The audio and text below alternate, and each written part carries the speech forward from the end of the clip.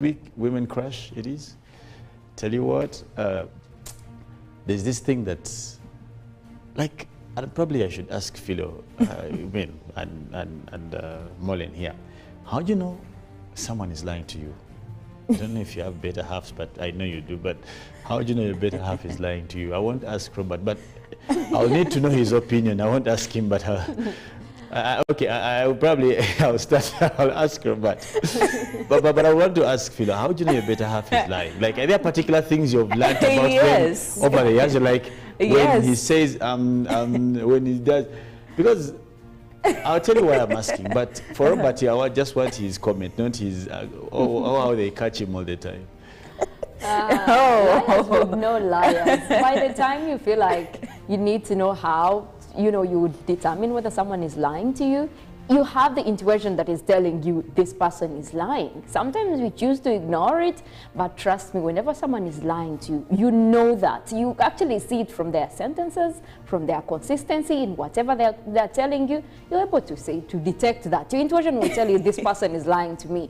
Whether you choose to ignore or take it on, that is your choice. But there is something that will tell you. You know how Robert keeps on saying, give Mollen a uniform? I think we're just going to give you everything at once. Optimistic. What the hell There is is just one thing only. If my better half for my significant other, it's just body language.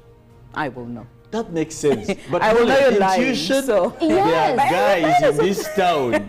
But Robert should People tell will us here. fake everything. People will fake their body Mollen, language, there are their people- sentences. People have there are people who perfected can lie it, to but lie you will detectors. know Robert through your should tell us intuition. here. Good morning, Robert. How many times have you been caught lying? all the times. These are the people, when the electricity goes off, and they want to be sure it has gone off, they look through the window to see if also the neighbor Yes, there clarity is no and power. certainty. I'll first tell you when Felix is lying, how I get to know. Most of the times when he opens his eyes broad, You'll know. you know how he's going to tell you. My eyes are always open, bro. When he's telling a lie and he slows down on what he's talking, the rate at which he's speaking. I was asking about just know. significant So I just wanted to others. begin with you I to don't have know, you I sorted. don't know. I don't know if I'm Have your you sorted. significant other. Good morning, everybody. Good morning. How are you doing? I'm very fine. I do have viewers, but usually many people, when they are lying, some tend to stammer, some body language will speak to you that this person is lacking the confidence. However, there are some smart liars that you can hardly tell when they're lying or when they're speaking the truth. You talked about the month of November. Well, I must say November has been fairly a good month for me. The month of Musenene. Not grasshoppers, I'm not a fan of that. Abemasakamba to mideko. But actually, on the 6th of November, I got my first daughter. Ah, well, you Vanya do have Kirabo, a so reason I to must say it has celebrate. been very gracious to me. We've seen issues of the World Cup, they're kicking in. But on the other side, for my brothers and sisters in Kasanda, I don't think they will forget this month. Starting from around September, where they have been having extensions. True that. So if they are to count 2022, they'll have to count those months when in the whole Uganda, there were few districts that were under lockdown, and most of our brothers there. So fairly to me, I would say those have been my highlights of November. Well, in other more highlights, we bring you some of the stories what's been making news for the last 24 hours. From the last time you saw us, what's been happening between then and now, locally and internationally. And we start off with our very own here, Robert. Now, yesterday we had the first ever, that is Morality and Ethics Conference that was held at Kololo Ceremonial Grounds, where the First Lady was the chief guest. Now, the First Lady, Janet Museveni, challenged leaders to collectively own and popularize the country's national values and promote morality.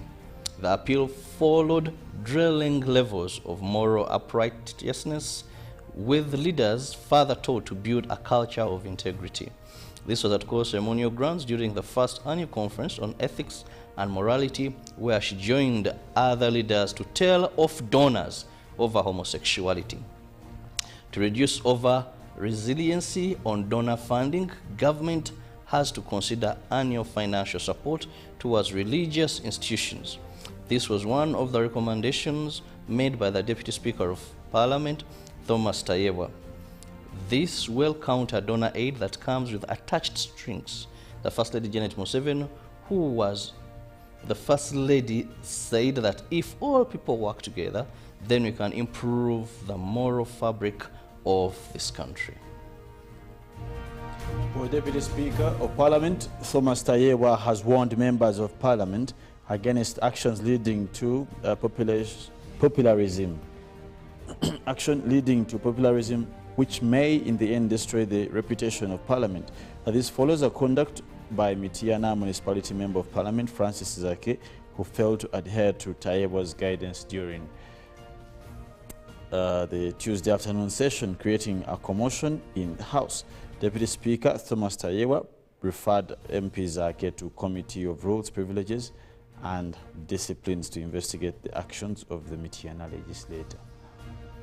And moving on, government through the National Teachers Policy gave all teachers 10 years to update to degree level so as to be regulated and also matching up with the times. While addressing the media on celebrations of the belated National Teachers Day, State Minister for Higher Education John Chrysostom Muyingo urged teachers to take the chance and ensure they have what it takes to teach.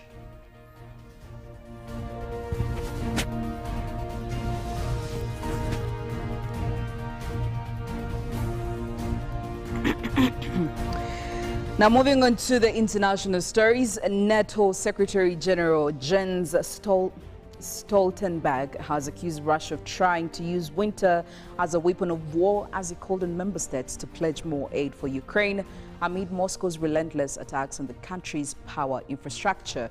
Russian attacks on Ukrainian infrastructure have left millions of people without power, heat and water as winter temperatures have plummeted to below zero. In a statement on Tuesday, NATO ministers meeting in the Romanian capital, Bucharest, condemned Russia's persistent and unconscionable attacks on Ukrainian civilian and energy infrastructure and confirmed the 2008 decision that Ukraine will eventually join the alliance. Now, Ukraine's Foreign Minister Dmytro Kuleba called for an immediate supply of weapons, especially advanced air defense systems, to come faster and faster as he joined the two-day meeting of NATO foreign ministers. Moving on to the U.S. Senate passed a bill on Tuesday that would protect federal recognition of same-sex marriage, a measure taken up in response to worries the Supreme Court could overturn a 2015 decision that legalized it nationwide. The narrowly tailored bill, which would require the federal government to recognize a marriage if it was legal in the state in which it was performed, is meant to be a backstop if the Supreme Court acted against same-sex marriage. It would not bar states from blocking same-sex or interracial marriages if the Supreme Court allowed them to do so.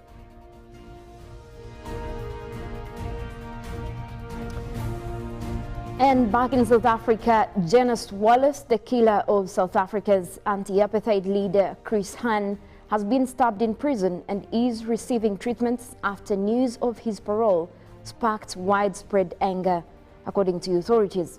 Wallace, 69, a far-right Polish citizen who fatally shot Hani nearly 3 decades ago, was granted parole by South Africa's Constitutional Court last week and was expected to be released soon.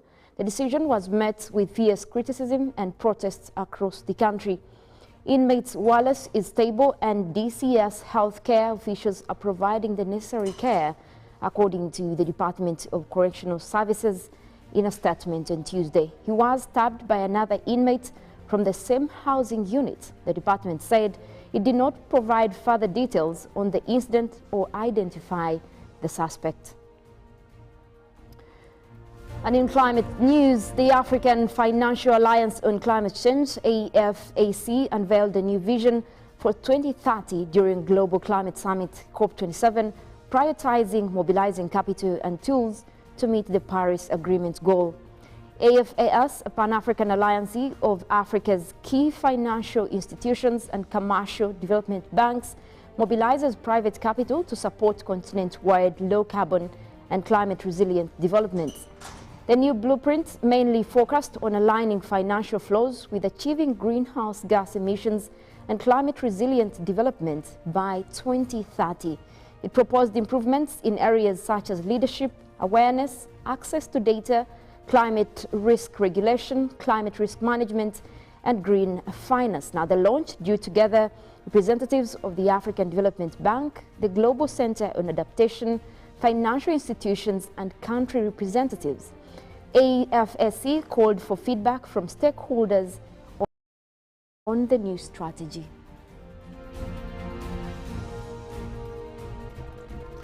Well, today being the last day of the month of November, again, a reminder for you to do something for your health and for you as an individual. Well, Robert is clearly passionate about that, and every other time he takes a minute or two to remind you.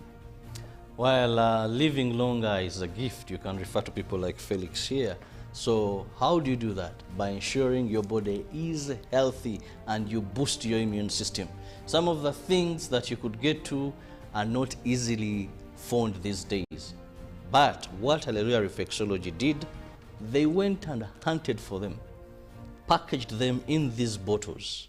And now at just 1,500, you can get yourself one of these bottles. This is Hallelujah Ginger Tea, Hallelujah Tamarind Drink, Hallelujah Banana Juice Drink. Now, what these do is they boost your immune system. And the season for giving is just around the corner. You can also give a carton or a bottle or two to a friend, and I guarantee you the friendship will blossom. Good morning, Uganda. We're still with you till 9 a.m. and get onto all our social media platforms, get onto our WhatsApp, our Twitter, hashtag is UBCGMU. Be parts of our discussions this morning. We're going in for a song from one of our greatest women, or one of the women that probably have had an influence on you in one way or another, because I mean, it is Women Crash Wednesday. When we get back, we'll be having a discussion about morality. What relevance does it have when it comes to the development of a country like Uganda? Good morning.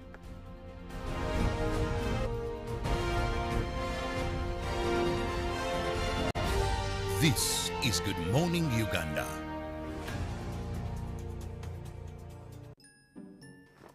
Yeah. Sending money the old way. Eh? Wrong number. Sending money with the My Airtel app. You have the power in your pocket. The power to access and confirm contact details in real time before you send money. Unlock that power with the My Airtel app. Visit the App Store or Google Play now.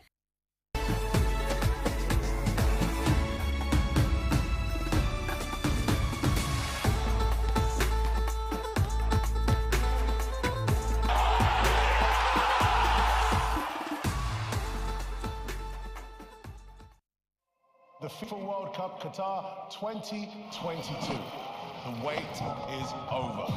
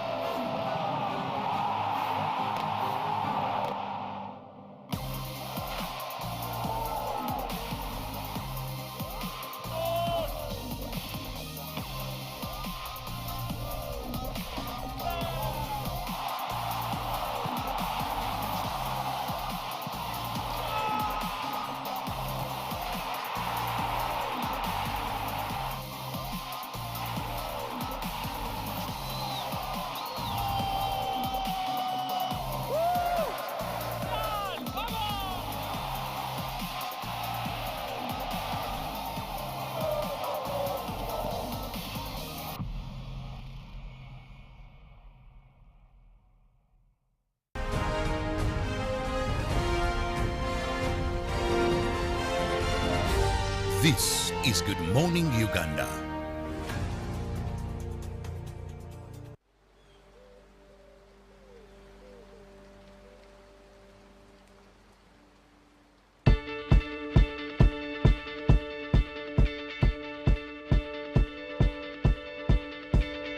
When I was 6 years old, I broke my leg. I was running from my brother and his friends, and tasted the sweet perfume of the mountain grass I rolled down. I was younger then. Take me back to when I found my heart, broke it here, made friends and lost them through the years. And I've not seen the boring fields in so long. I know I've grown, but I can't wait to go home.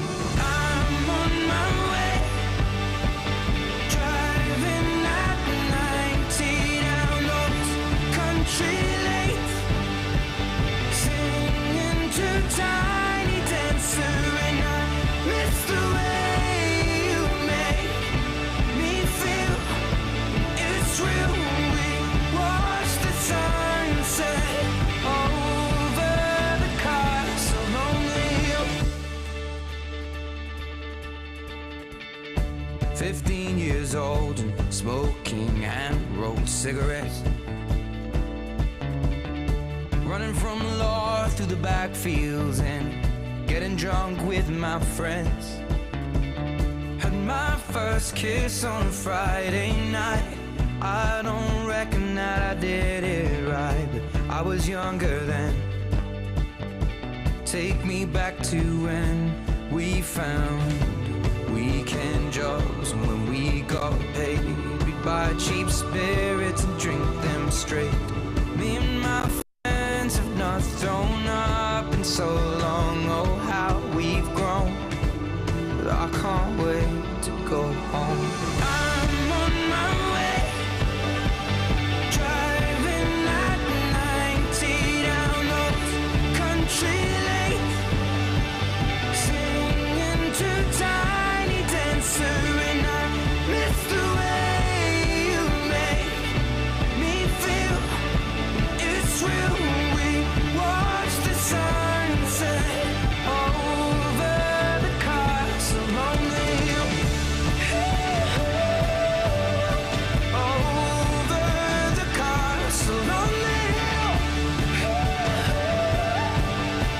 Over the castle only. You know the bed feels warmer, sleeping here alone. You know I dream in color and do the things I want. You think you got the best of me, think you've had the last laugh, bet you think that everything good is gone. Think you left me broken down, think that I'll come running back. Maybe you don't know me 'cause you're dead wrong. What doesn't kill you makes you stronger. Stand a little taller. Doesn't mean I'm lonely when I'm alone. What doesn't kill you makes a fighter. Footsteps even lighter. Doesn't mean I'm over 'cause you're gone. What doesn't kill you makes you stronger, stronger. Just me, myself, and I. What doesn't kill you makes you stronger. Stand a little taller. Doesn't mean I'm lonely when I'm alone. You heard that I was starting over with someone new. They told you I was moving on.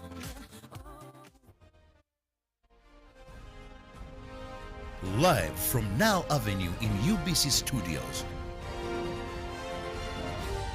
This is Good Morning Uganda.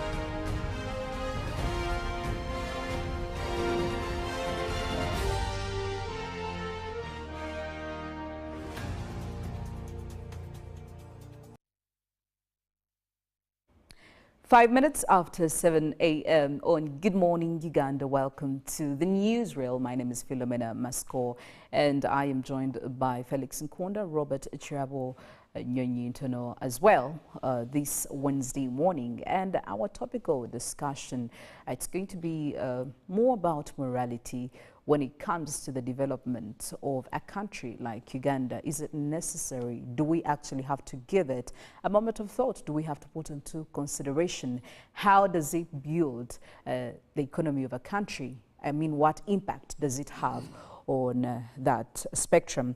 Well, this stems from what happened yesterday, because at Kololo Ceremonial Grounds, the Parliamentary Forum on Ethics and Integrity held its very first national conference on ethics and morality. And the conference was actually more about presenting an opportunity for Uganda to assess the impact of morality and ethics on development. There are very many representatives, but the chief guest was the very first lady of Uganda, and that is Janet Kataha, who had quite a lot to say, especially to the leaders, to the people who were there, the people who attended. And of course, she did highlight quite a number of things, but the biggest thing that I did pick was integrity, as they're trying to practice their leadership positions. And also the National Conference on Ethics and Morality will always be held annually. This was actually put out by Honorable Nsababuturo, who chairs the Parliamentary Forum of Ethics and Integrity.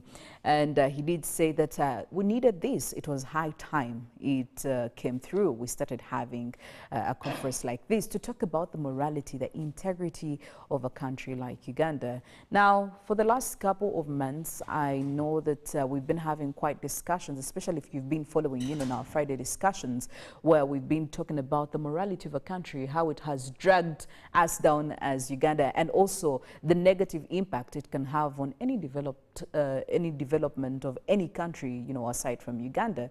But there are people who still don't understand the link between morality and Uganda or any other country's development, because someone will tell you, what's the use of immorality? Where does it come in?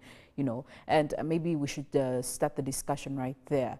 Robert, maybe you could start by defining what they mean by morality of a country having values. What are these? What do they mean exactly? And anyway, what's the essence?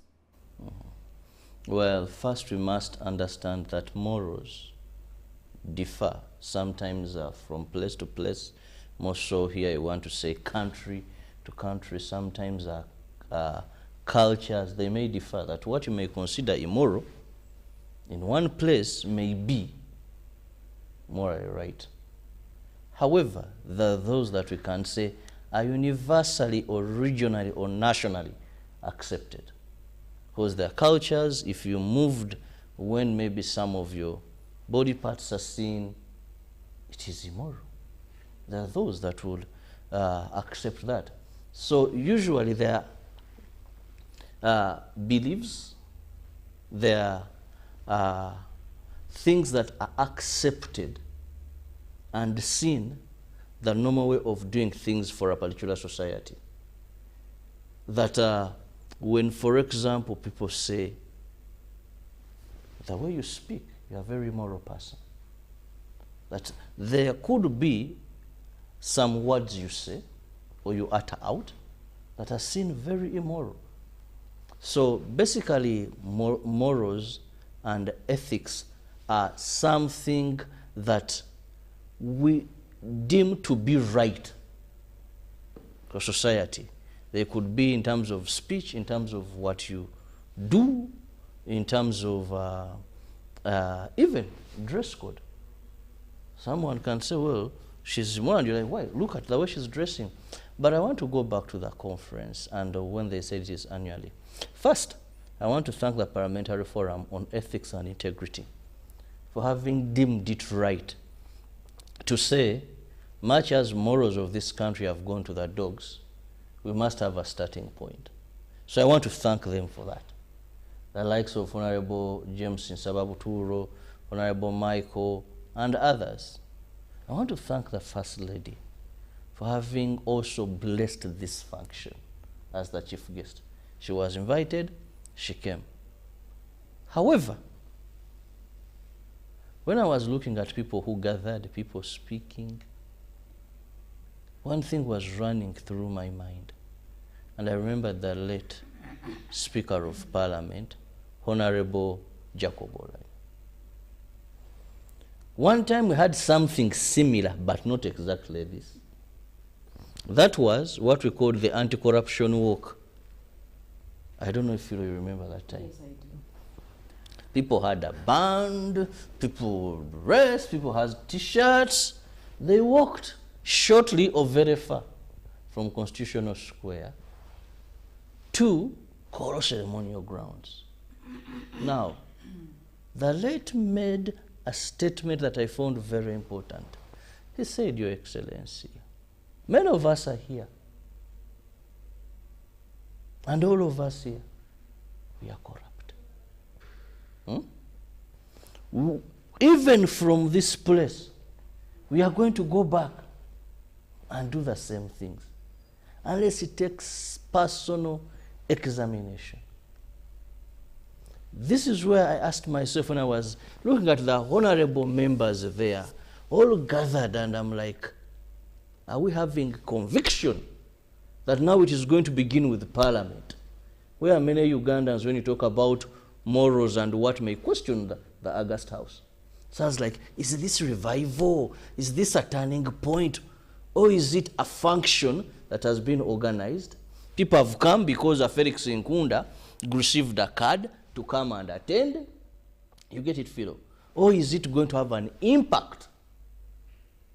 However, at the end of the day, I was a bit happy when I had them come out and address one of the enemies that is eating up our country and is immoral. When they came out and talked about issues of homosexuality. Yes. Then there, I said, let me take a cup of coffee. Much as I was like, are we really, are we doing this for show of camera because I was invited, or is it going to have an impact that everyone who has come there?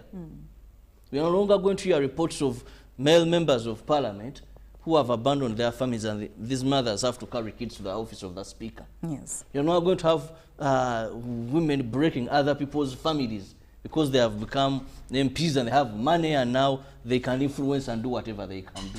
So that was my biggest concern. Because if revival began from whoever was in Kororo, and then they take that message and we can see them bear the fruits of fighting immorality, of being very ethical in what they do, of having integrity, then that would have a very big impact to our country. Because indeed, when people are morally upright, automatically corruption will not be there. When people are morally upright, theft will not be there. When people are morally upright, these brothels we see everywhere mushrooming will not be there. So morals are very important for the development of a country. But you must know that at the end of the day, also immorality is one of the things that is not only enjoyable, but contributes to earnings. Look at these places where you can condemn such acts. The immorality business has strongholds behind it that are willing to fund and see it. If you're talking about corruption being one of the ways we see immorality in this country, financial immorality, how many people, you see, it may not just be a mere word of saying we've gathered and spoken. It will require fighting selective justice. It will require sacrificing our very own. It will require a lot that I think so much needs to be done. Okay. Now, when we speak of development, Felix, of course, one of the key areas we look at is policy making. And I firmly, strongly believe that this is where sometimes our morals really just drag us down. Maybe in your opinion anyway, what are some of the key areas, especially when it comes to policy making, that are greatly affected by morality of a country? It could be even for the leaders, it could be even for their subjects, the people, the ordinary Ugandan, and even in their implementation. Where does morality come in this space?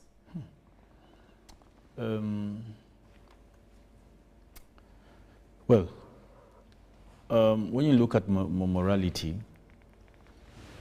you must agree that it makes a whole unison piece of definition onto who we are.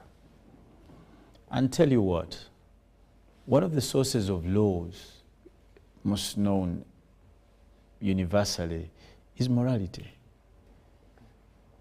That even when you want to make laws, you first look at the ways of lives of people. I can tell you that many laws we have in our books today, many, were picked from our morals, or what one wants to. Normally, morality has been hidden under customs, practices, culture, and whatever. But more or less, it is the same thing. That many people or many legislators will look at those things. For example, when you talk about things like murder in the Penal Code Act, Yes. you go to the Kigezi region, I remember they had a way of dealing people who has caused murder, even in Uganda here. When you go to rape, how did communities deal with such offenses? Yes. When you go to things like defilement, communities had moral ways of dealing with all these. So one of the, if you want to ask me, one of the major purposes of morals is that they aid the legislation processes of a country, for starters. And that much you know what the benefit of it in terms of social economic development. But relating directly to the question you did ask me, Philo, in terms of policy and applications, we must agree that celebrations like these, I don't know if it was a celebration or it was, what was it? The first It was ever just a conference, where- it was a conference on morals and ethics. Let me tell you honestly, when a country is fast forward focused, it must formulate what we call national standards. And these by far could qualify to be national moral standards. For some of you, our viewers, our listeners, and probably my colleagues who have been privileged to travel around different societies or countries in the world, when you go to countries like, mostly, I've been privileged to go to countries like Egypt, there are things you will find that no one is going to check a citizen. Tell you again, like there's no class monitor, there's no police, but there's a way of life in how these things are implemented. Because at that point, they have been made national morals. National, it's at a national level of a way of doing things. You nationalize morality. In short, this is what, I don't know if this is what this forum is trying to do or what, or they are, but what ought to be done for us to have value for this so-called forum, and then how does it affect socio-economic development, is that we must nationalize morality. A significant standard of practices must be appreciated at a national level. He talked about corruption. When you go to the Arab world, you may not find a law against corruption, Arab countries, but you will find that no one is doing it.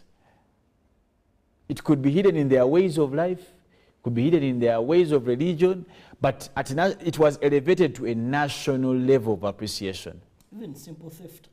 Person will close shop and leave their things there and go for prayers. Let me tell you something. And no one is going to days, come and steal and pick. Just a few days I was in a particular country and I was holding my phone. When we go to the jam, I hid my phone like this. So everyone I was in the car was like, This man is what's up? Why is he hiding? Then I'm like, hey, are you seeing those guys? I'm like, guys, like, come on, take a chill pill. No one can even do that. I'm like, really? Like, what's that even? Who does that? Now, it was news for them, but in Uganda, even if you're holding a biscuit, someone will come and they will not run. Even when you're in the safety of your car. Trust me, even when it's locked, someone will first make sure, touch the, and then they will tell you, oh, now what kind of, again, nationalizing morality and ethics is the challenge we should be talking about or dealing with. How do we turn them from just being mere corridor discussions or talks that family, culture, religious, but moving them to, how do we elevate them to what we call national, as a national practice. Doesn't have to be law. And you know, this can only manifest in the smallest of them. That how safe do you feel? How safe does a Philomena feel when she's walking down a street amidst border people, amidst fellow pedestrians? How safe is she? Because there is no law. There's no class. You see, morality is about the things you do even when no one is checking you. Yes. Ethics, the things you do when no one, like the practices that will not need us to crack a whip on every Ugandan. But the problem, and it is even laughable, when you see these forums, I don't know who makes the invitation list for some of these things. They always invite the wrong people.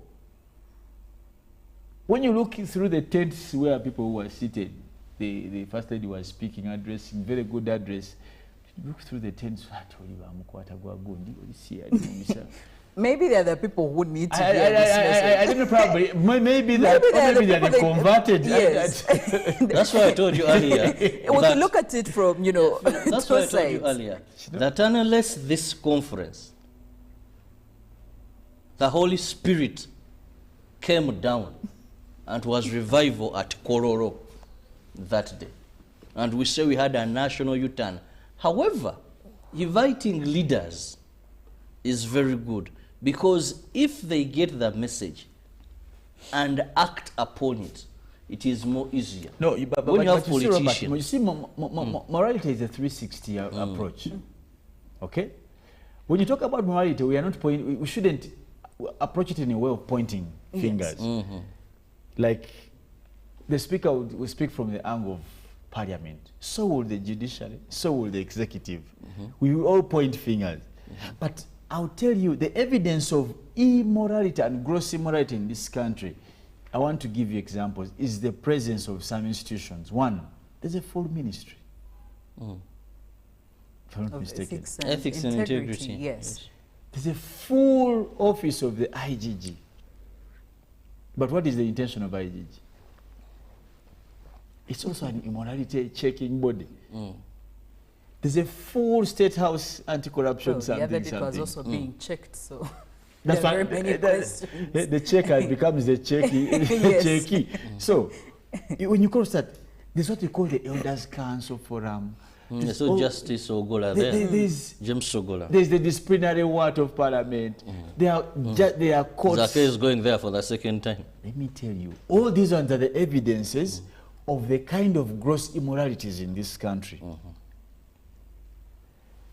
My approach would be this. If you want to form consensus on an issue like morality, let us agree to nationalize this campaign. But the biggest burden bearers, without fear of doubt or contradiction, are our leaders. Trust me, you, some of you who have children, you know this saying, Mankesi, Manki do. You leaders of this country will look at you as parents. I don't know how proper it is to swear upon. Normally, we normally swear upon people we love so much. That's why we hear people say, "Aga nyabo, aga okra," you know. So I don't want to go into that. But if I was to swear, anything a leader does in this country, there is no doubt any other person will do. You see why people drive reckless on the road? They have seen someone do it. Do it. I've read number. You get the point. Do it. And a number, a cow of Honorable Kirabo, a mere member of Parliament, and I want to say mere because that is who they are. They are mere members These of people Parliament. pass through the whole of a needle to become. Don't tell me you are needles. These are mere members of Parliament. What's the difference? Honorable members of Parliament, Felix. Mere members of Parliament. And you're beating a traffic light. Now, tell me how a Philomena, because probably she's also rushing for a meeting, you've given them an example of how things should be done. And in Uganda we have a saying, trust me, the immorality we are seeing in Uganda today, the unethical behaviors are all steered by leaders. Once you still up there 2 billion, sabji Kirabo will see ya 2 million, actually ya billion.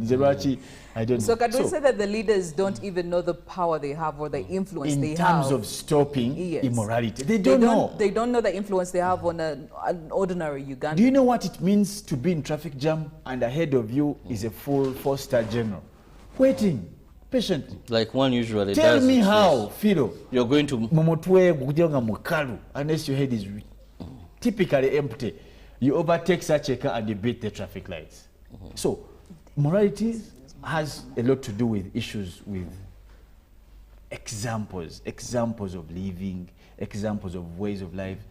Imagine if today they were arrested, for example, this is the time a vice president was in court, you remember? And people did that. Who would steal money if such a person was sentenced? But anyway, for me, Philo, we have a lot to do as leaders in terms of our behaviors. What we say, what we do is key. Well, as we come to the conclusive bit of these, Robert, how do we tighten the grip on this, a topic of morality in our institutions, amongst our leaders in the subjects, and leaders at all levels, by the way, right from ground level to the uppermost levels? How do we tighten the bolts over there? The Bible, there's right, says, for all have sinned and fallen short of God's glory. We must first of all accept as a nation that there is a problem and we stop pretending. But the same Bible says, if my people called by my name humble themselves and pray, I'll heal the land. I'll hear from heaven and heal the land. We need people who are determined to continuously preach this gospel, continuously be examples of change.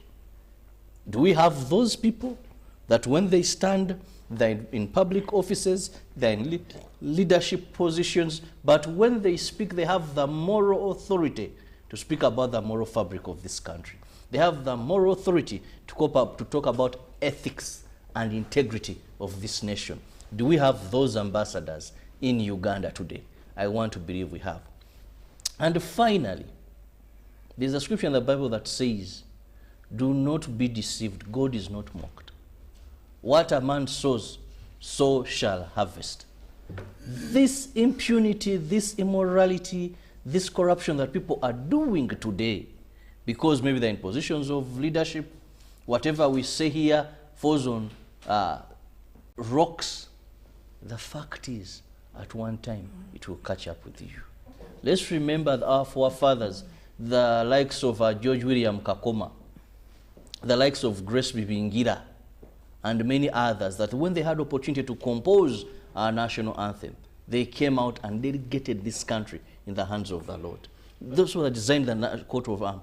So let's go back to that and say, this is a problem. We must fight it. We must be ambassadors. It begins with you. That when people hear that so-and-so received a bribe, that so-and-so has lived a life of a well-spent life. Like Felix gave an example, that a foster general like General Ivan Koreta usually does it. It sits in a jam and respects others. You're going to preach with actions. Conferences are very good. But if people do not have self-examination and make recommendations to move forward, they'll just end as opportunities we had to eat, drink, meet each other, and speak some sweet words, but for no benefit.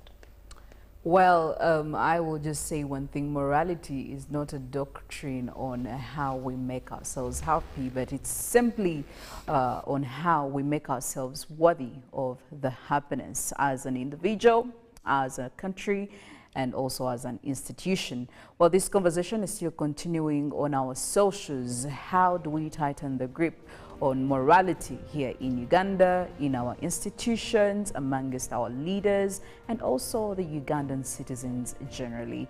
It's Good Morning Uganda. We will go for a short break. When we get back, we'll be having the press review, the big stories in the Daily Monitor, New Vision, and the Daily Nation. Good morning.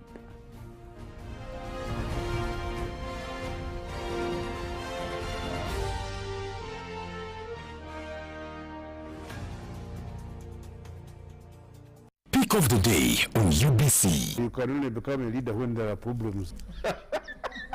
Behind the headlines. So what are we federating? Whether rats from another country can be, I mean, somebody must be there to hold everybody accountable. Every Wednesday at 10 p.m. First of all, we as elites of Uganda we have made Museveni the issue. I can tell Museveni is not the problem of Uganda. The problems of Uganda are much deeper. We can change the next 20 presidents and we'll still be this roundabout. Was brought to you by. Simply make a small deposit of 99k and pay the balance mpola. You can pay in daily, weekly or even monthly installments while you enjoy your new phone. So what are you doing today? Visit any MTN shop near you and get the MTN cupboard. That's super easy.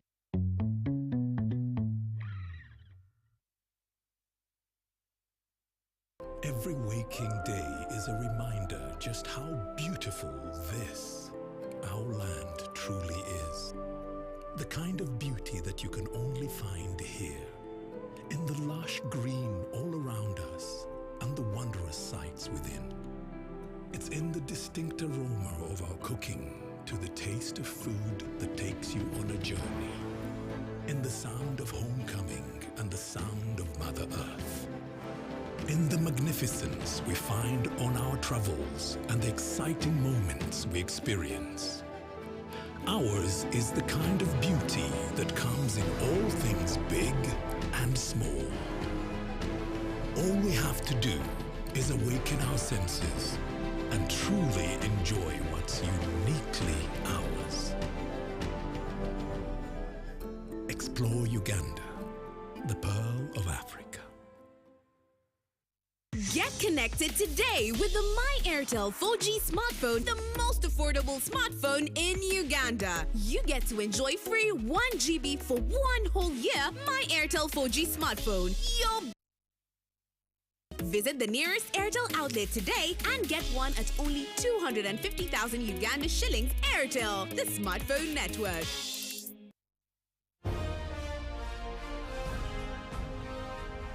Live from UBC Studios in Kampala.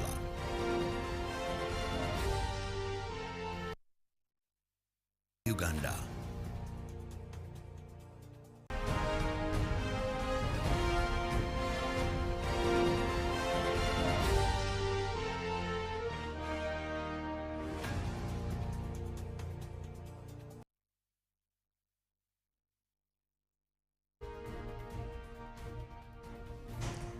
Press review this morning, starting off with the Daily Monitor. Teachers are at it again. 180,000 teachers without degrees risk being fired. The question is that, are you among these 180,000? Well, you can get that full story on how that's going to be implemented in the Daily Monitor. And they're looking at about 180,000 teachers working at public and private institutions in the country do not actually possess university degrees. And the new minimum academic, of course, qualification set by the government for their jobs between now and 2030 in a policy shift that affects those already in service. And the big picture there showing flood washes away a bridge. And of course, people are taking chances using this bridge, a river Mzuri tributary on the Nabigenda Kavura road, using a bridge that is quite a bit risky. Now, still in more stories, party leaders want carburetor produced alive or dead. AIDS killing 46 Ugandans daily, according to the minister. Well, that and accountant teachers named among missing NUP supporters. And still in more news, Rubaga Deputy RCC holds PDM operation. Crossing over to the second page of the Daily Monitor, government urged to raise education budget. And taking you back in history, today Queen Elizabeth exiles Mutesa, and the year was 1953. So grab yourself a copy of the Daily Monitor to catch up on these stories. And crossing over to the New Vision, looking at the big story over there in today's New Vision. looking at government skills, Kapele young farmers in value addition, and achievement of 10 to 10 to 10 targets on inequalities. And also they're taking you in history today. In November back in 1955, King Mutesa II was exiled. Well, you can get that full story in the New Vision this morning. And Daily Monitor Sports, Teranga Lions roar into last 16 again, and in need of a messiah. Again, in regards, of course, to the FIFA World Cup, clearly giving you a picture over there on how they believe this messiah could come to the rescue of these players. And in the New Vision Sports, who is next?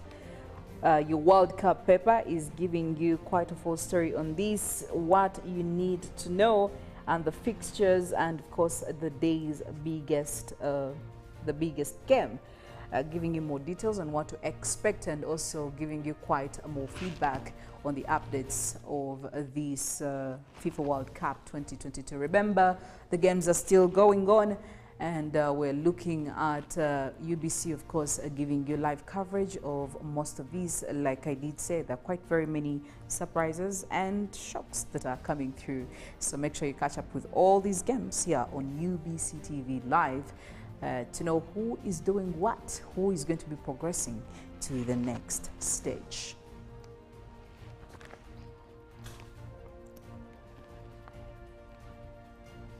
We're looking at the Daily Nation for this morning. You can get yourself a copy and, of course, get to know the stories around East Africa, in which most of those also involve more of what to cover within the World Cup paper. The Hustler Fund is finally here. That is according to what the president did promise as he was taking on power. Now, get to know details of that. That is included in today's Daily Nation. But also looking into win for maize farmers, Cabinet pushes imports for next year to give local producer priority. That is on page 6 of today's Daily Nation. And more on vetting resumes. PSS is to take office soon, according to the National Assembly Speaker, Moses Wetangula. That is also on page 7. Clean energy. Minister set to spend 2.4 billion Kenyan shillings on the campaign. Well, that is right there for you as well. Talking on dates, no room to borrow as Kenya reaches the ceiling. The Treasury has now reached conclusions of debates about how is the debt going to be handled. Well, that is also inside there, but they also give you inside Raila's plan to check Kenya Kwanza's excesses. Well, get yourself a copy of that and you're able to get into details of those stories. Well, it's good morning, Uganda, and this morning getting into the traffic updates, looking at the areas around Kampala, looking at areas surrounding Nakasero, areas around Kololo, areas around Lugogo. Well, this morning is quite a wet one and usually causing some traffic to build up or to become heavier compared to the usual days, and well, that is expected. But taking it off right here from Kisamenti, after of course connecting in from Mawanda Road over here, where we're already witnessing traffic build-ups joining the old Chia Road, which is this route over here. As I speak, it's quite a free road this morning. It should be usable. The traffic hasn't yet built up, at least as for now. And of course, cutting through, joining in, looking at this road. This is the John Babiha Road that takes you straight to Yusuf Lule Road. It's already busy. The traffic is already building up in some spots, and in others, it's actually already heavy, as shown by these red spots over here. So you can make quite an informed decision before you use that route to access town. Yusuf Lule Road, on the other hand, connecting in from the Mulago roundabout, it's quite free, as very evident here, shown by the green stretches. A few traffic build-ups here and there, but for the most part of it, at least until as you join Ginger Road, it shouldn't be problematic for you. Now, looking at again some areas around Kololo again, I could say they're quite very free this morning. We are not witnessing some heavy traffic over there, at least for now. But like I always say, traffic is quite unpredictable in most cases. You will find traffic in a spot you didn't leave it in just a couple of minutes.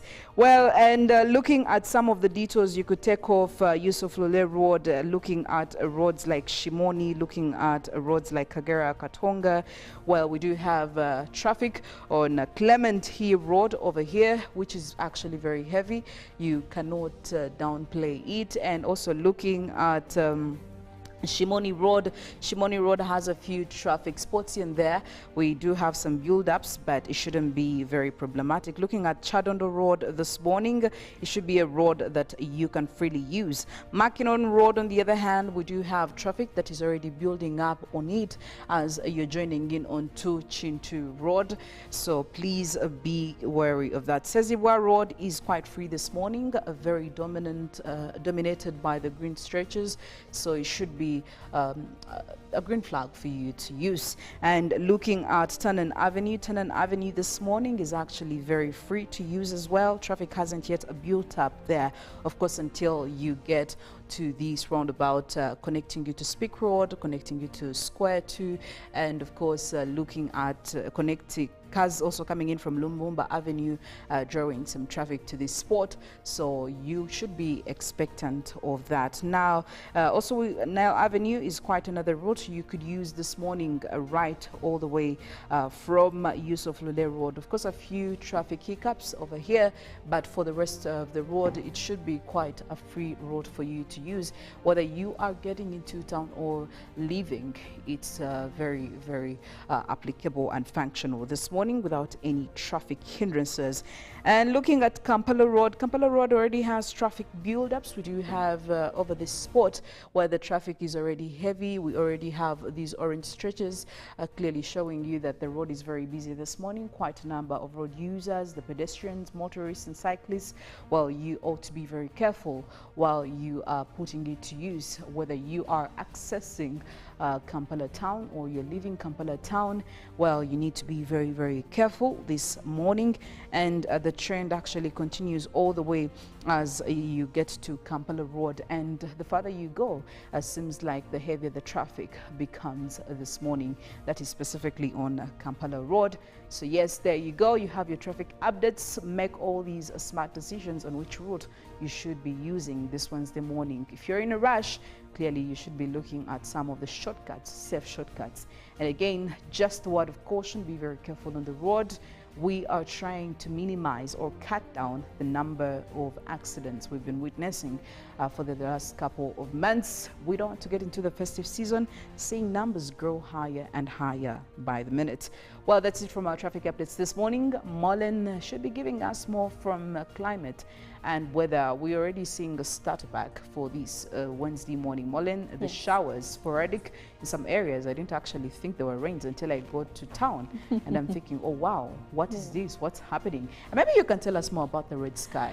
Well, yeah, that and more is actually what we'll be covering this morning. Something about the red sky does spark a lot of understanding, and people would want to know what really causes that. But also there's a lot of concern when it comes to why we see rains in one place and then just a few meters away you see that it's completely dry. What causes that? What types of clouds are associated? But also, you as a person, are you able to look out of the window and tell whether this rain will continue or not? That is something that we can actually identify. We just need to know what that means. If you see clouds in a particular way, does that mean the rain will continue? Imagine yourself being able to forecast the next 1 hour. That will be very, very interesting. But I'm more interested in the red sky.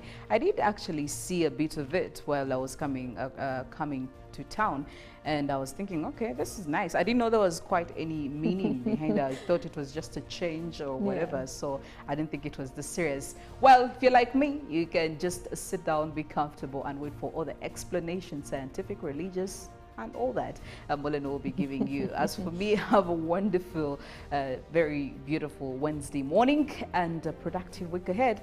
And I'm hoping you do quite something nice for yourself, seeing as it is the end of November as we transition into the month of December. Good morning, I am Philomena Mastiko.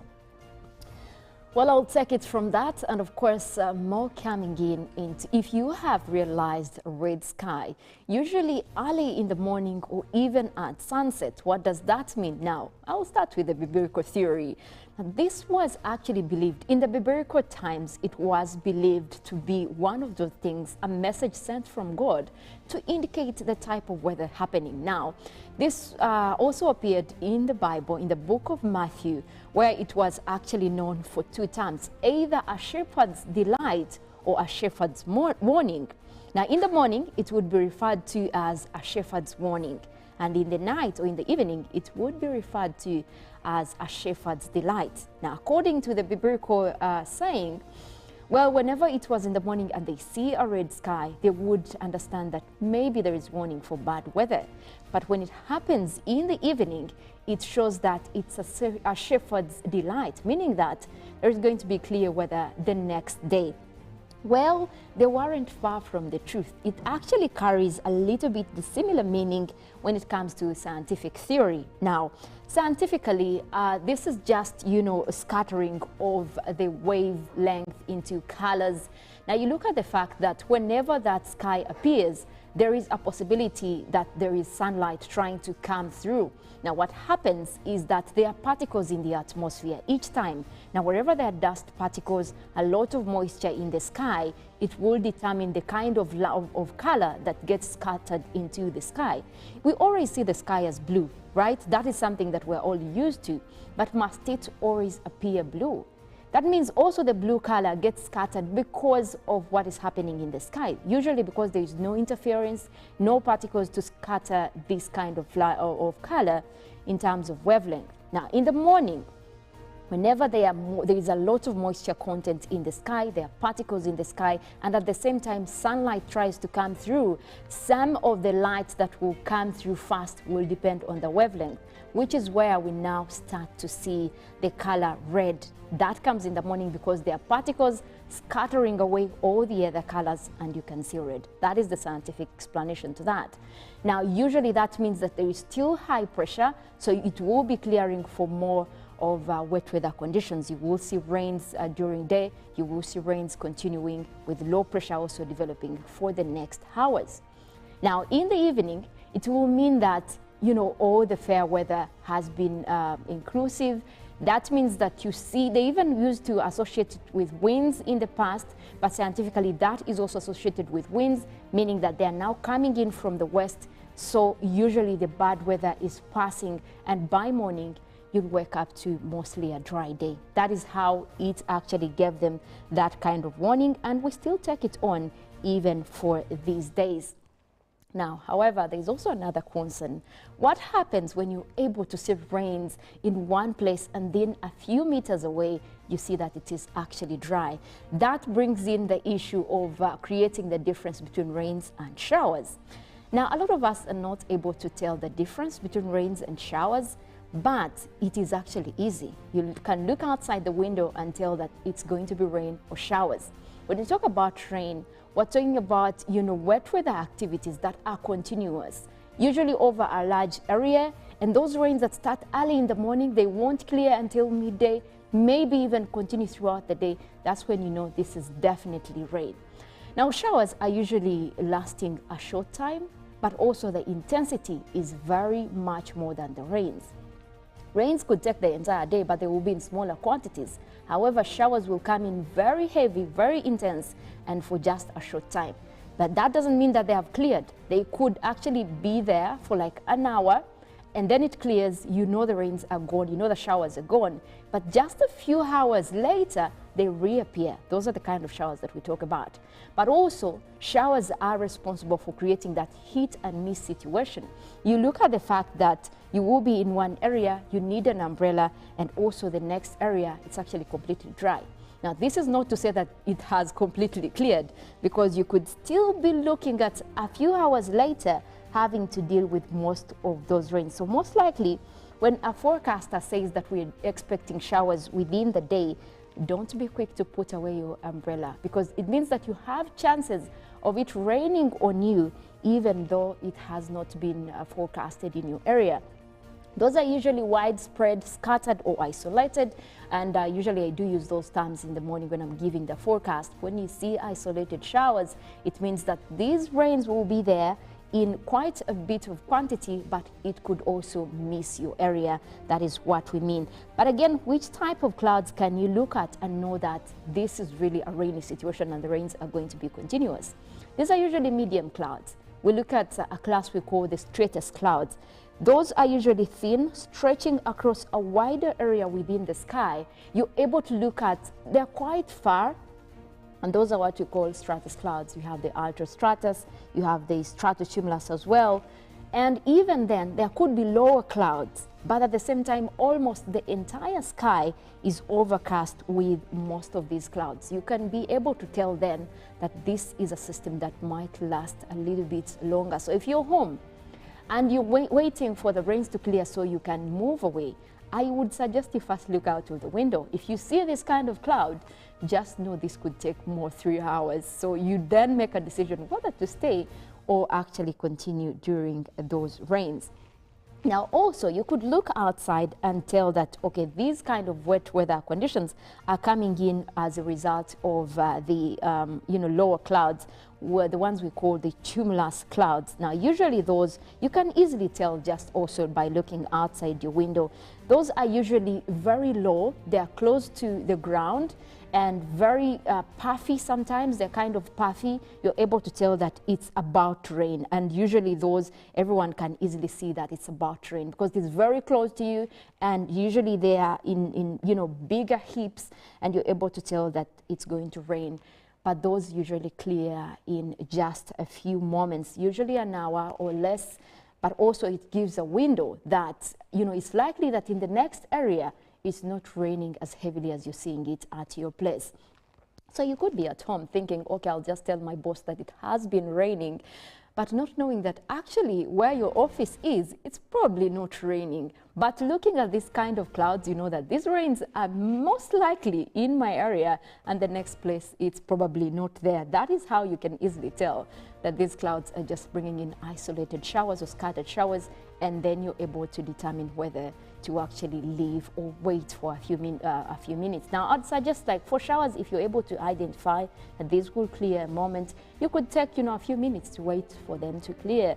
But also, like I mentioned earlier, there is a chance that they will reappear. So you just have a small window and you could take advantage of that. And that's how we end up with most of those rains. Now, like the ones we had this morning, most of those were in terms of showers, and even as we speak, most areas it has cleared away, but that will also have to be according to satellites. We are tapping in from the EUMETSAT satellites for this morning. Let's take a look at what is happening across the country right now. And of course, we're seeing that rainy system that did start on earlier across the Lake Victoria Basin. Now, that was associated with isolated showers across several places.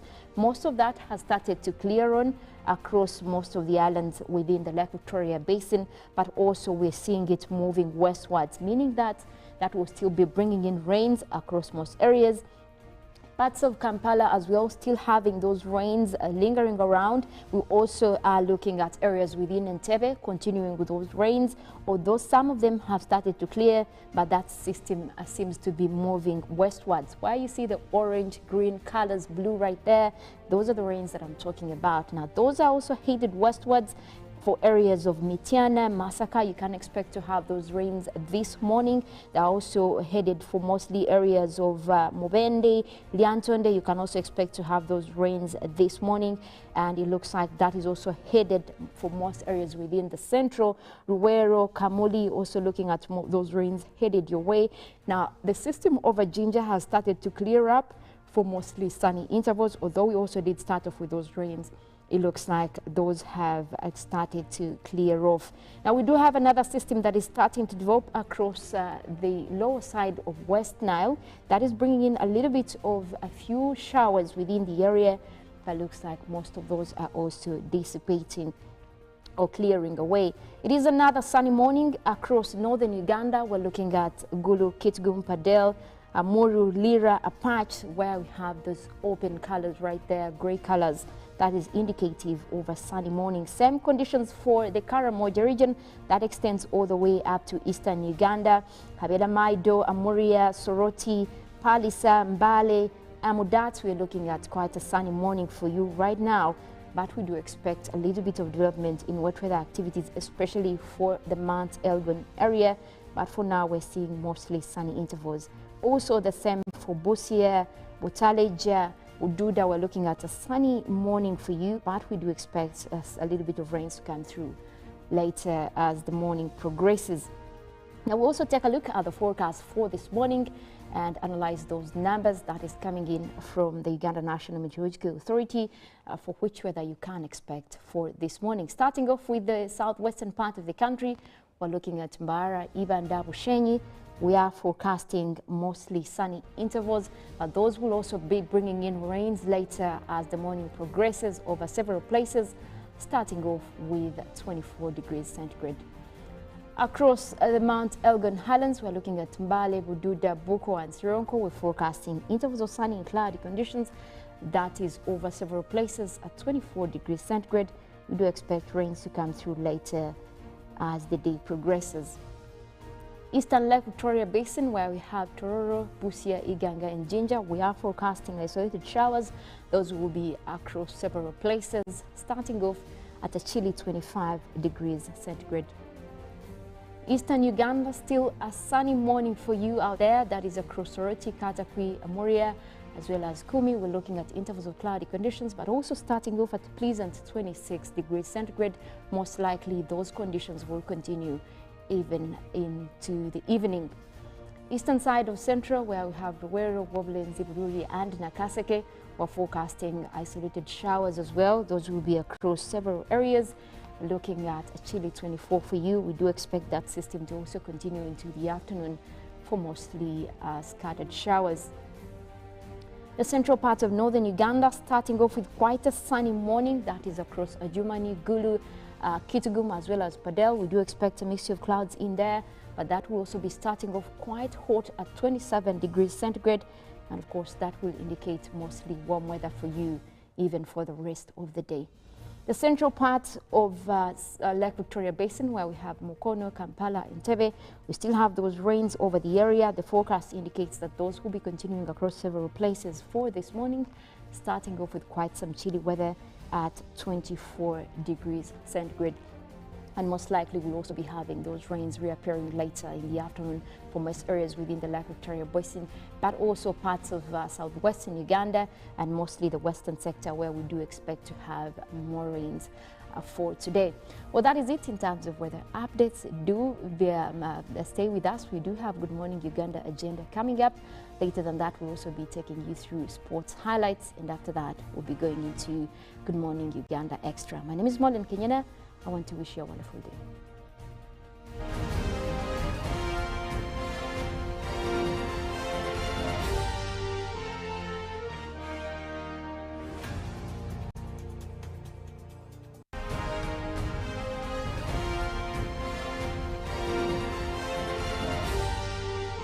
This is Good Morning Uganda.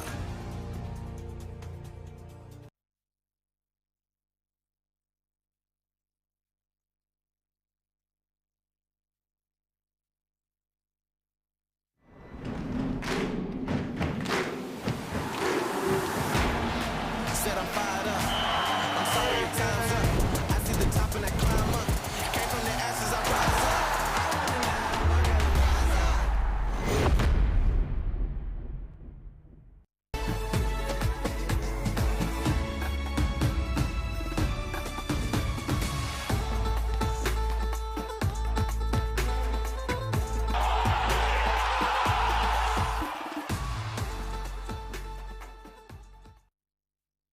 When you talk about our motherland Uganda, the pearl of Africa, you cannot fail to smile because of the smile that fills the faces of the citizens. Our nice good weather and nature that sustains us all, that enables us all to continue each in their own way, because we are all different, even according to each individual's work.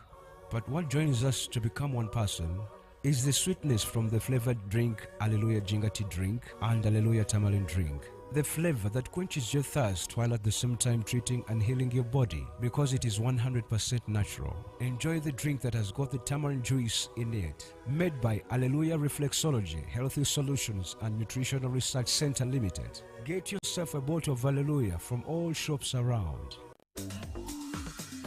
Welcome to English in a Minute. Whitewash is a liquid used for painting things like walls and fences. Whitewash. Okay, the boss just told me the company is only cutting a few jobs. She said not to worry. How is that supposed to make me feel better? Steve just got fired today. But she said the company is fine. Sounds like she's trying to whitewash the problem. When you whitewash something, you cover its natural condition with whiteness. Whitewash can make surfaces look clean. But in conversation, whitewashing means to make something wrong or illegal look okay. It is a way of hiding a truth or covering up unpleasant facts. And that's English in a Minute. The Ministry of Health informs the public that there are confirmed cases of Ebola in Uganda. We, however, urge the public not to panic as the situation is being managed. The Ministry of Health further reminds the public to be on the lookout for any persons who may show signs and symptoms of Ebola. These include high body temperature, abdominal pains, diarrhea, vomiting, bleeding from the body openings such as the nose, eyes, and mouth. Please inform the nearest health worker immediately if you see anyone with these signs and symptoms. To prevent Ebola from spreading further, please take the following preventive measures: regular washing of hands with water and soap, avoid handshaking and hugging, avoiding any contact with any suspected Ebola patients. Any person who dies suddenly should not be buried but reported to the nearest health worker or LC1 immediately. For further information, please call the Ministry of Health toll-free number on 0800 100-066 or send a free SMS to your report on 8500. This message is from the Ministry of Health with support from UNICEF and World Health Organization. Happiness comes to us in many places. It's in knowing the mosquito net keeps our children healthy. The wife having the support of her husband. It's in deciding together when to have a baby.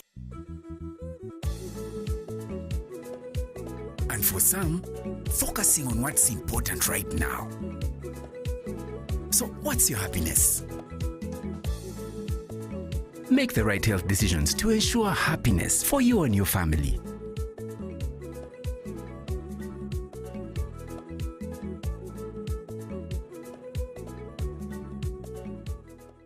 Every waking day is a reminder just how beautiful this, our land, truly is.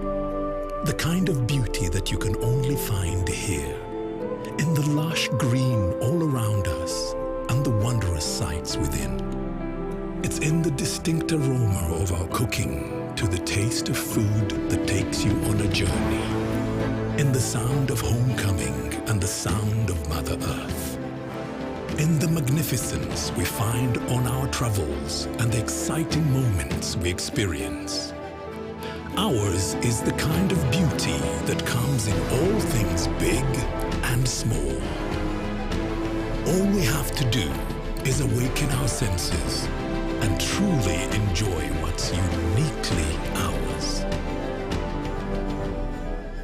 Explore Uganda, the Pearl of Africa.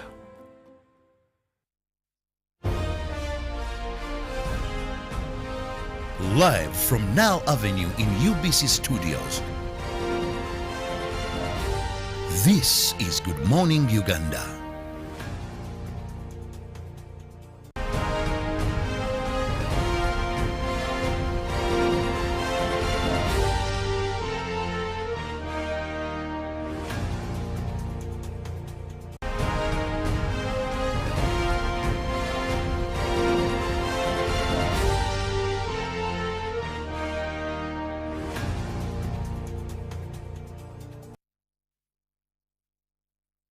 Good morning and thank you for being with us here on UBC TV.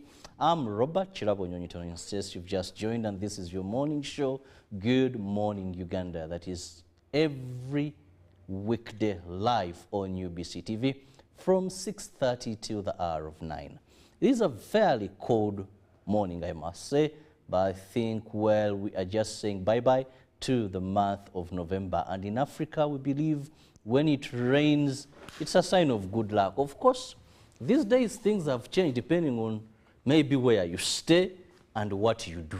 For the farmers, hooray, thank the Lord. For some people who depend on markets, rainfall could be a bit an inconvenience, but all in all, we all at the end of the day need food. And we mostly depend on rainfall-fed agriculture in our motherland, Uganda. So thank you for waking up with us. Thank you for being with us. Welcome to Good Morning Uganda Agenda.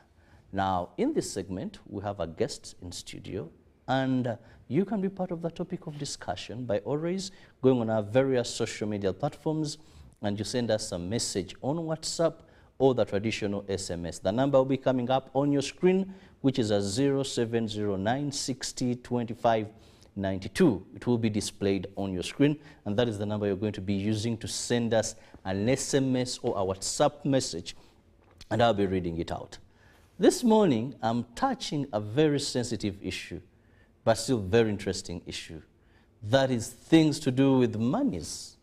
Government of Uganda has invested in ensuring that it improves the livelihood of Ugandans. And to be more specific, I'm going to be discussing YLP, which is the Youth Livelihood Program, and also be discussing, that is UWEP, that is the Uganda Women Entrepreneurship Program. Here, government says, let's provide money. Let's have a rotational fund. We give you money. Use that money. Return that money. Let's give that money to another category of people under the same grouping. But of course, there are requirements. And joining me on set is Joshua Chalimpa, who happens to be in charge communication and advocacy and partnership of these two programs, with whom we are going to be discussing more. Now, I'm reliably informed that government so far has invested about 300 billion in these two programs. The Youth Livelihood Program began in 2013 and around 2013, 2014. Then the Uganda Women Entrepreneurship Program, 2015, 2016.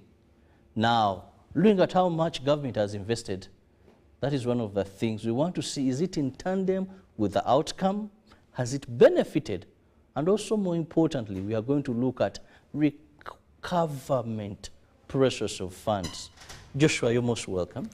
Thank you very much for having me on this show. Good morning, viewers. Now, let's begin by understanding what was the intention of government to start up these programs. Why? Because many times people confuse these programs.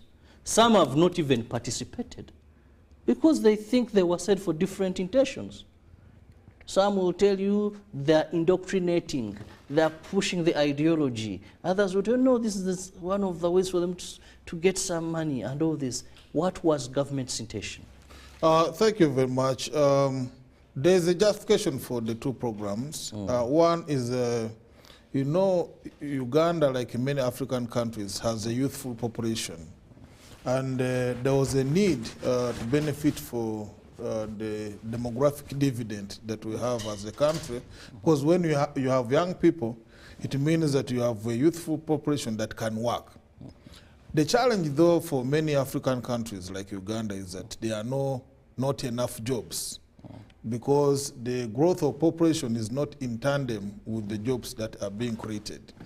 And to get the benefit from the youth, you need to provide capital for them to be able to acquire the right skills, but also to be able to start enterprises where they can employ themselves. It is that justification that the government of Uganda based on to start the Youth Livelihood Program, and later on the Uganda Women Entrepreneurship Program. You rightly said, YRP started in the financial 2013-2014, and later on in the financial year 2015-2016, we have the Uganda Women Entrepreneurship Program that was started.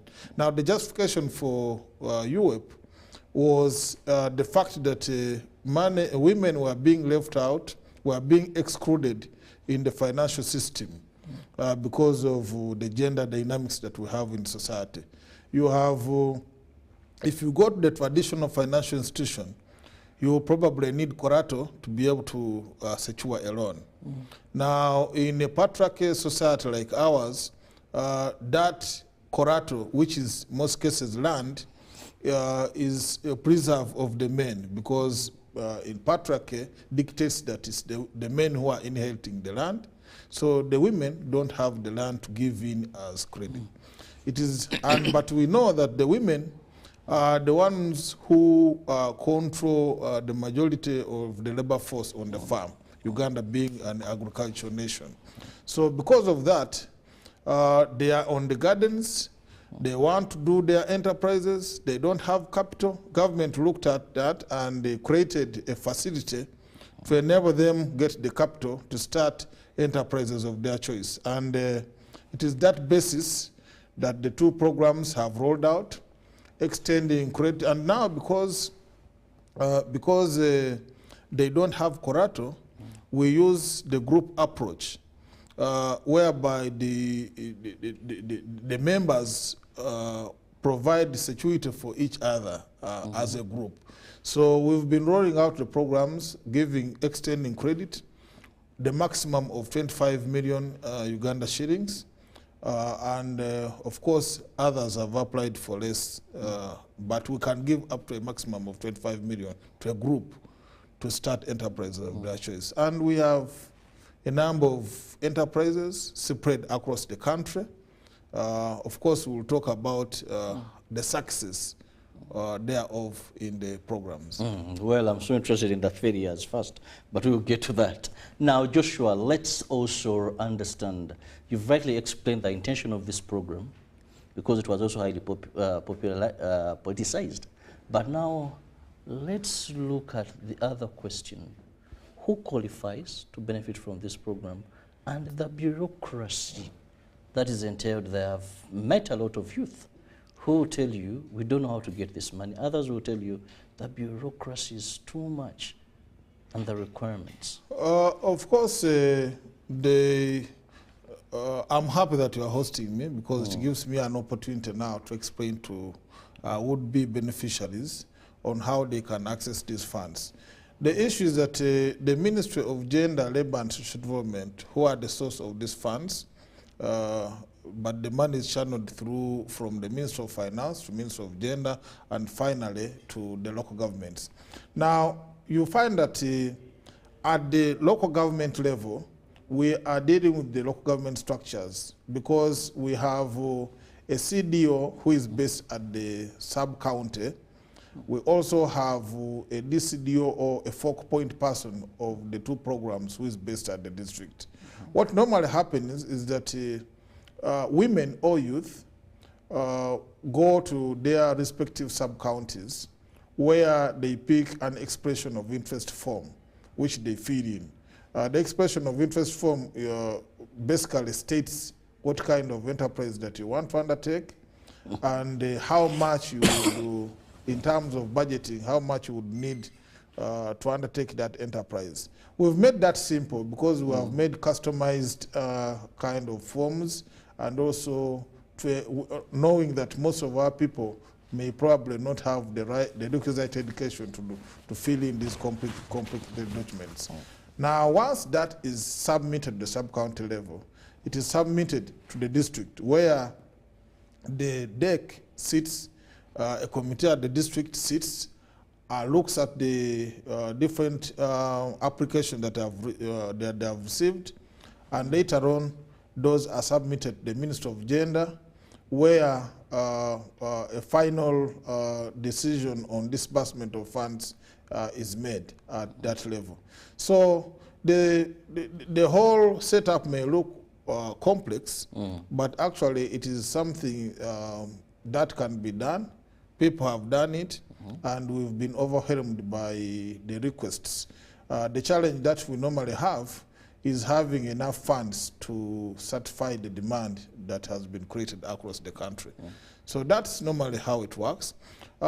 In terms of choice of enterprises, because I told you that the decision, final decision on who gets the money is made at the at two levels, Ministry of Gender and the local government. We look at one, the probability of success of a group, because we have learned, according to our experience over time, that some enterprises are quite risky. People might do piggery, but if swine fever comes, it can kill the entire herd of pigs that you might have. So we look at enterprises and look at their chance of success, and they guide the applicants on how to proceed. In all we do is we are also providing advisory services to the beneficiaries, because the intention, like you rightly said, these are livelihood programs. We want to uplift the standards of both the youth and the women at that level, so they are able to meet their own needs. But we also hope that the enterprises that we are that are in nursery, that we are cultivating, can grow into small and medium enterprises. And that's where the government, to find other government programs.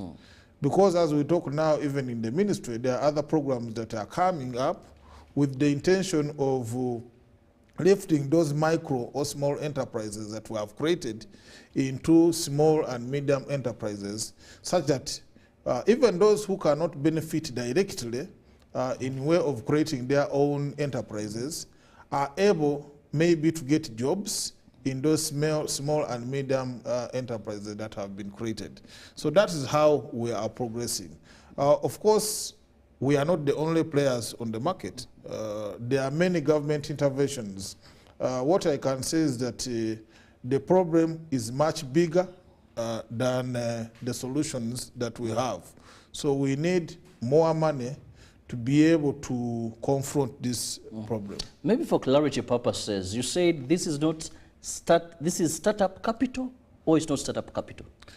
Yes, I can say it is startup capital. So even if people don't have any business, they are running or they're operating and they have an idea, a sweet proposal, they get this money if it meets the requirements or standards of at the local government and at the ministry. So the most important part that you have to look at is, one, the idea, having an idea.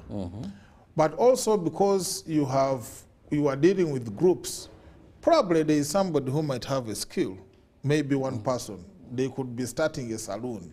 Maybe an idea was originated by somebody who knows something about a saloon. But the other members in the group may not know much about the saloon. We also have embedded within the program a skilling component.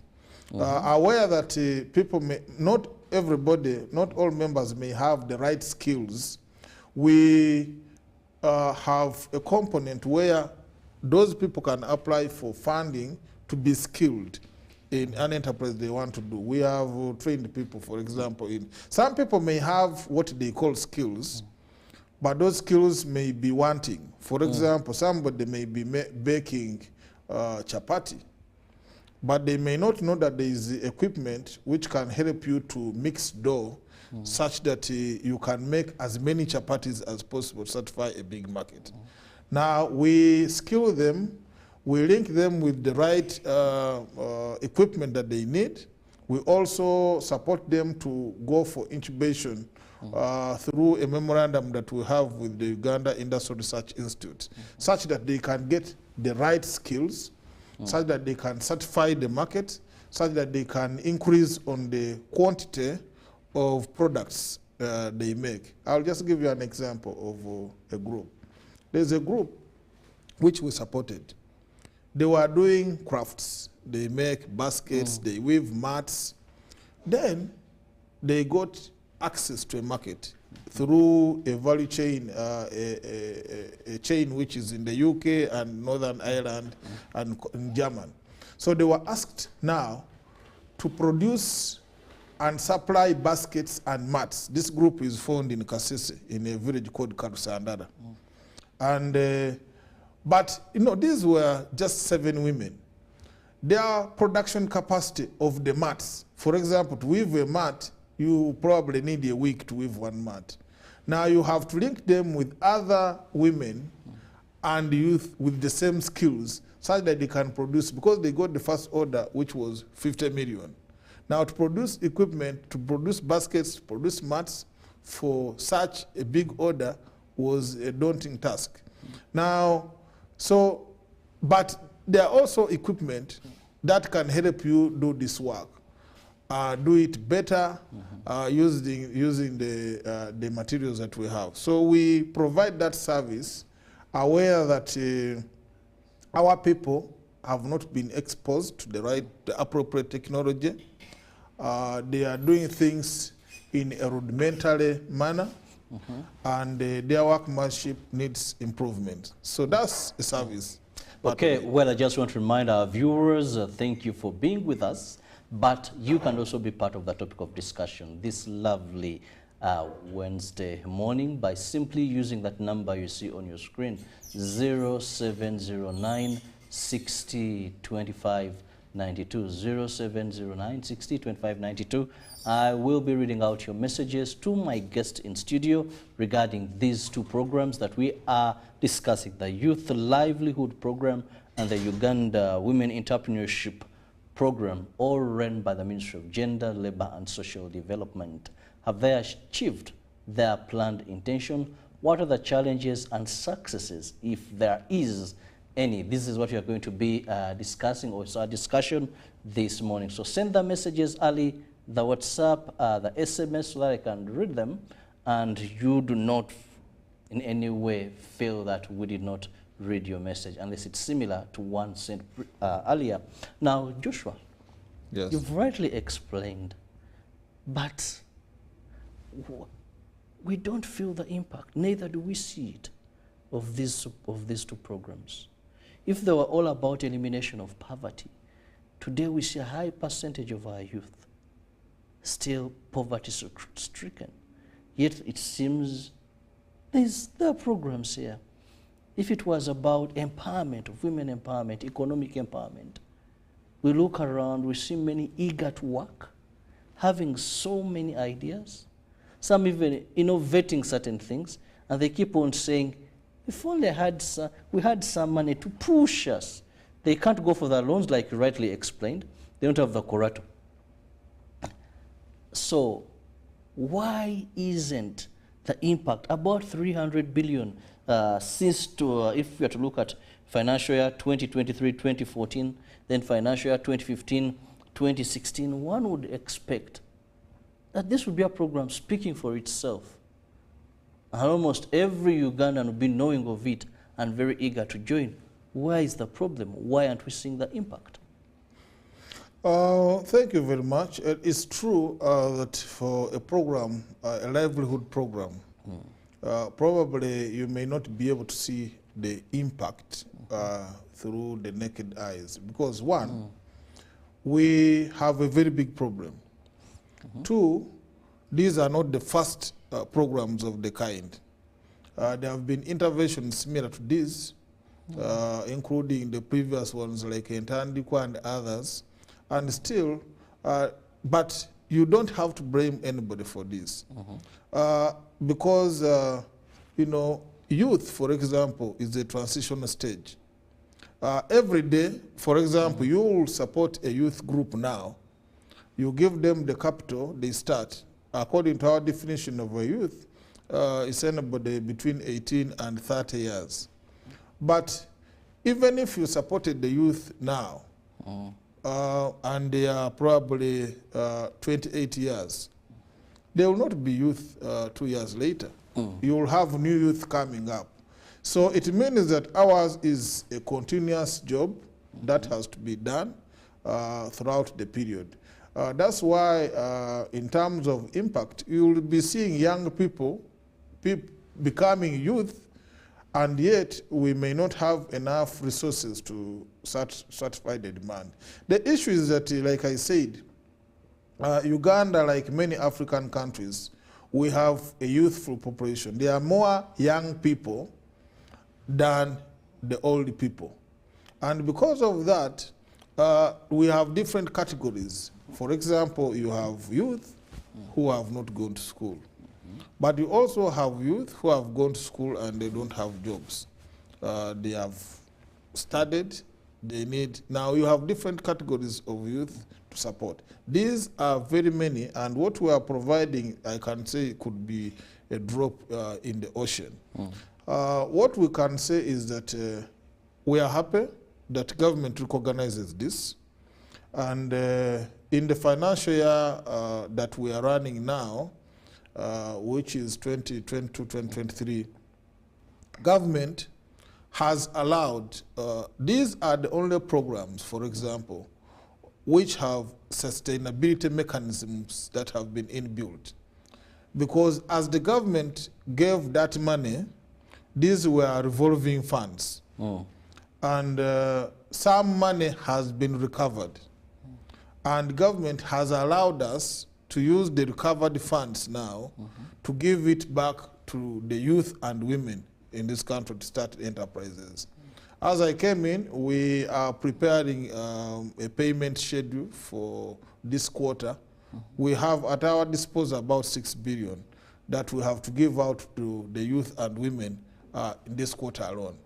Now, all this money is money which has been created by the programs and banked in the Bank of Uganda, which is, I can say, one of the successes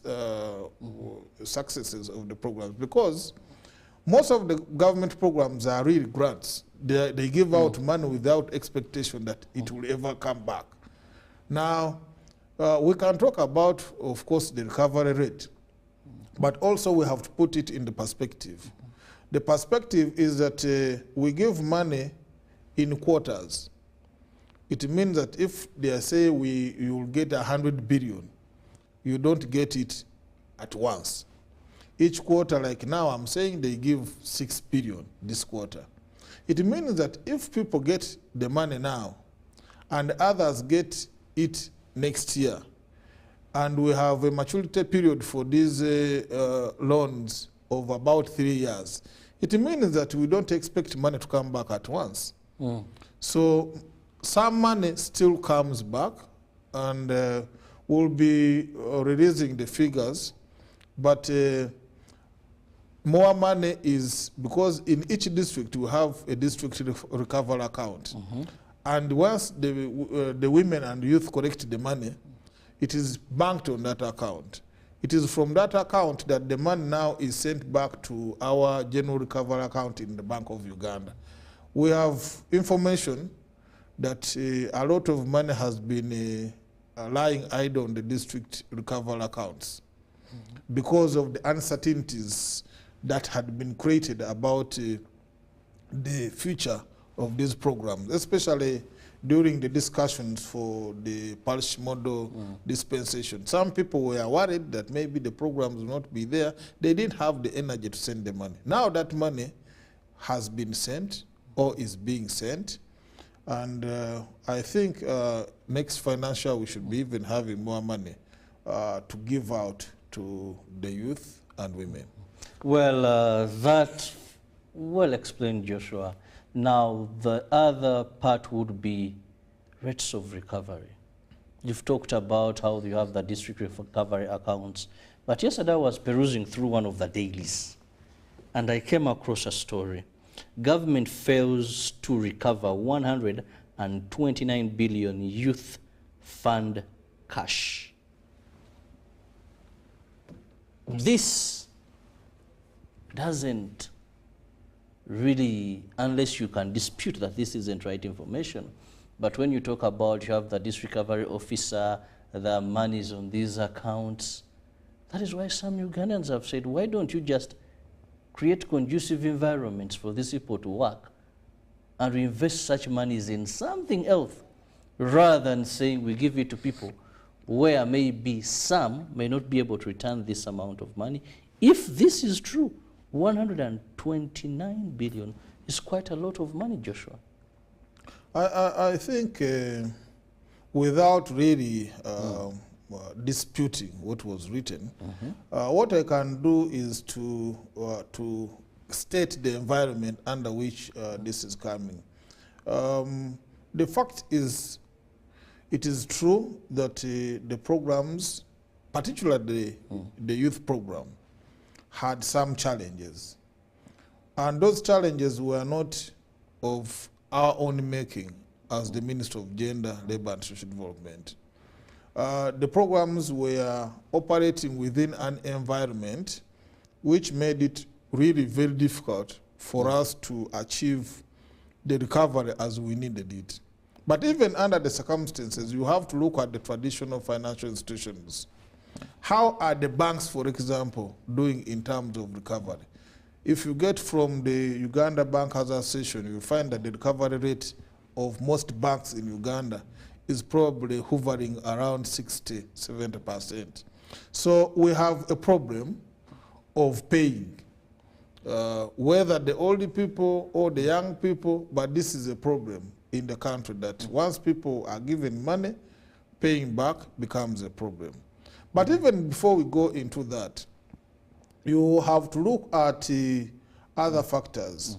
For example, once the money was given to the youth, we had a problem.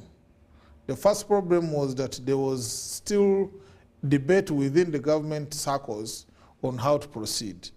And for about 2-3 years, money which was supposed to be for youth livelihood program was transferred from the Minister of Gender and taken to President's office for purposes of supporting a skilling program. So what was left of in the Minister of Gender was operation funds of about 3.2 billion. It meant that that money was to cater for payment of salaries and maybe some fuel to move. But now, once we receive money from the Minister of Finance, it is not that all the money goes to the Minister of Gender.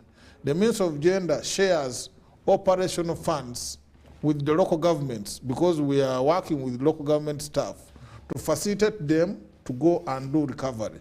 Now, that uncertainty about that money, especially when it was transferred, meant that many youth relaxed. They thought that YRP is no more. Even those who should have paid didn't pay. Or even when we would have wanted to enforce recoveries, we were underfunded to do it. So that justifies why the recovery. Why should we talk about enforcing recoveries because there have also been allegations that we are doing things in a rush and we seem not to be learning from our mistakes when it comes to such government initiatives? You rightly said from Ntandikwa, recovery was a problem. Mention a number of them, recovery was a problem. That once we say there is money here, now the rush is let's disperse this money, which we never recover satisfactory.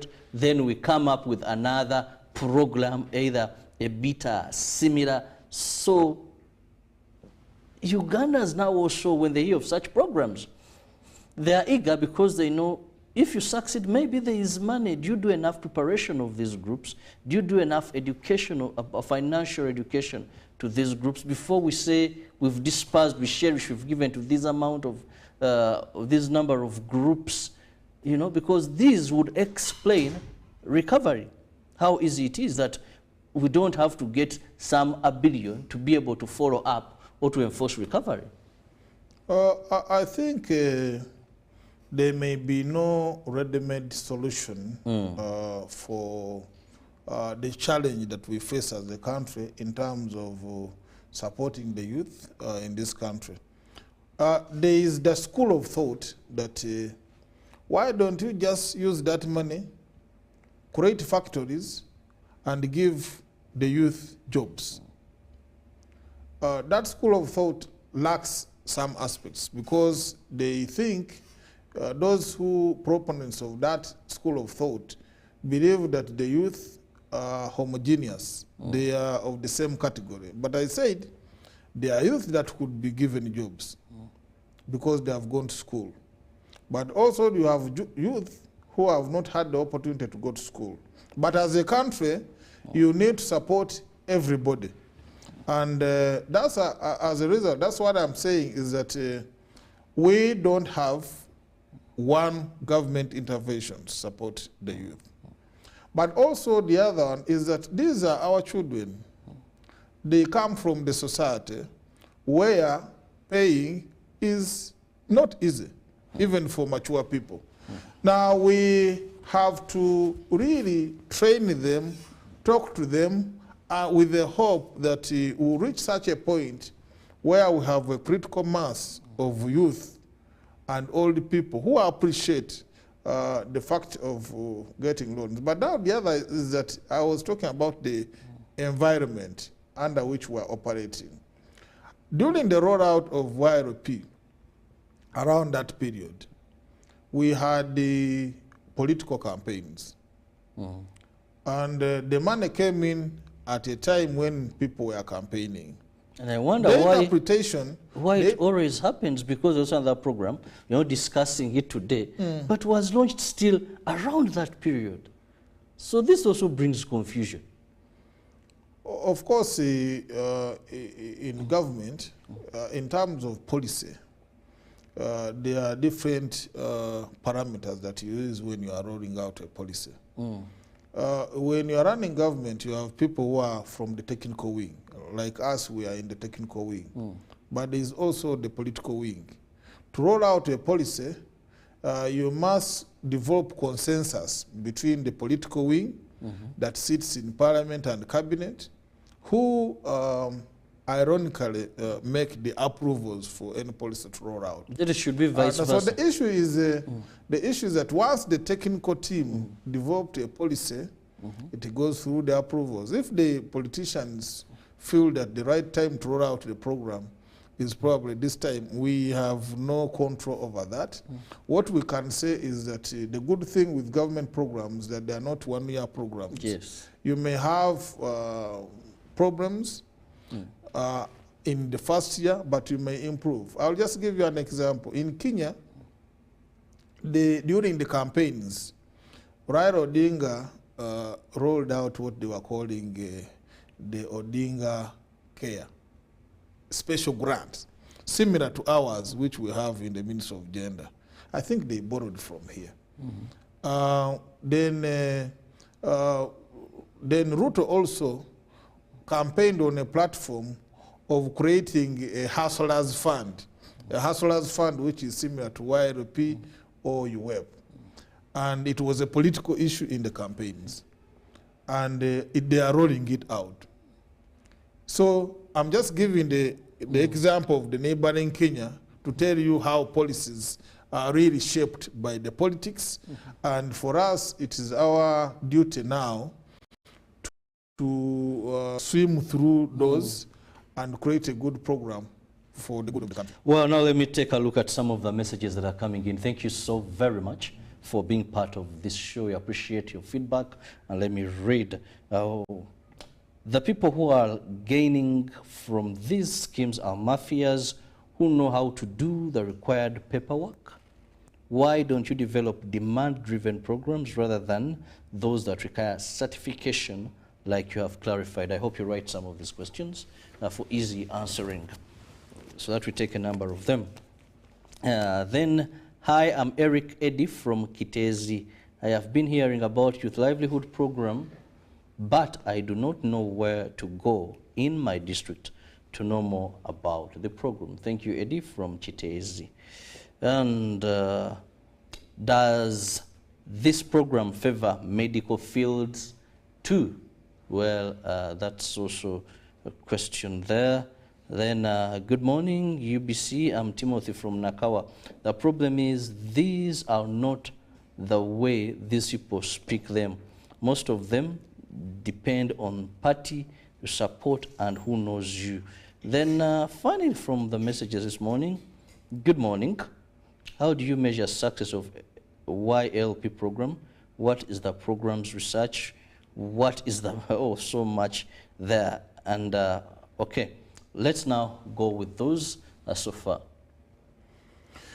Okay, thank you very much for those questions. Somebody really advised that we should follow the demand-driven approach in terms of dispensing out funds. I want to inform that viewer that the rollout of these programs or the way what we use to give out money is actually demand-driven. Demand-driven in a way that the youth or the women, for purposes of web, sit in their group, come up with an idea, and then apply for the funds through their sub-counties and finally the districts. And then the disbursement of the funds is based on that demand which has been created. In essence, we are saying that we don't just come with the money and force it on the people. You have to ask for it. Because if you just go and start disputing funds without people demanding for it, it becomes a problem. Maybe where we should emphasize more is in terms of communicating to the masses to create awareness, sensitize the masses about the existence of these programs so that they can benefit from it. Somebody, I think the other one I answered, somebody was saying that where do I go to get the funds? You just have to walk to your sub-county if you are living in a local government.